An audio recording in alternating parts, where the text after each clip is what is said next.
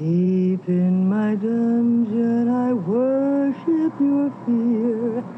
Deep in my dungeon, I welcome you here. It's one of the few films of those times. There's maybe 2 or 3 films that I know that reflect those times of the peculiar kind of thing in the air. Now, I've asked you all to be assembled here because the time has come to talk about the movie we're going to make. Some of you are professional actresses. Some are not. Given the particular fashion in which I make a movie, the fact that you're a professional actress is not necessarily always of aid or assistance. It can be an impediment. I thought that this film is a thing for Norman to have all his worshipers around, you know, watching and being part of his life. I'm interested in sexuality, rampant and resplendent, but always in consummate taste. I can't bear bad taste. All the actors were staying in this hotel, which I forget now what it was called. It's burned down, I think, since, so it isn't even there anymore. But it was a Stanford White had built. It was one of the few Stanford White buildings out on the island. And it was great because from the porch you could see right across to Connecticut. And that was a neat place. So it was filled with these actors who were all, you know, at the mercy of Norman. Whatever he told them to do, they had to do. You mean I have to swim here with him in this little pool? Do you mind doing that? No. Not at all, huh? Okay, why don't we swim? Okay. It's clear. We just were shooting. We had no idea. But I know one kid that was working for me, his mother had gotten me to take him on as an apprentice, right? I understand my son is here. And he's jumping out the window bare-assed. And I think, oh boy, when the mother sees this, she is going to really go after me with a broom.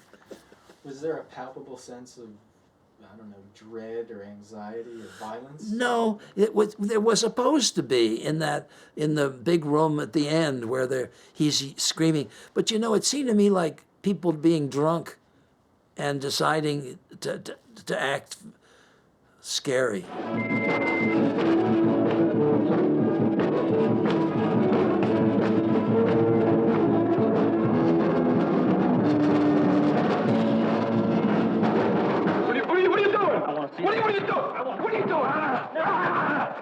I had walked off after the big scene where everybody's yelling at each other because I thought it's booze. I'm watching booze.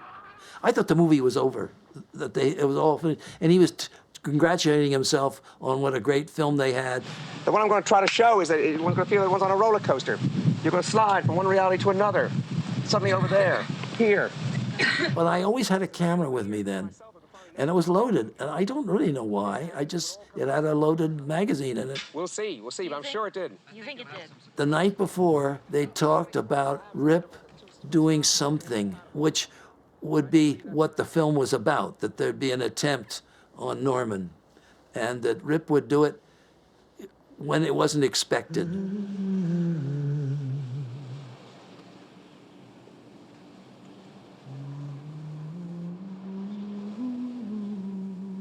And I followed him around. And he went down, and there was Norman by this tree.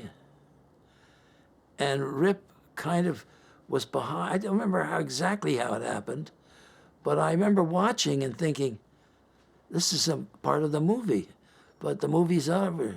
And then I thought, this is documentary. The movie's never over. You crazy fool! You're supposed to die. You Norman Kingsley, you must die, not Mailer. Not Mailer. I don't want to kill Mailer, but I must kill Kingsley in this picture.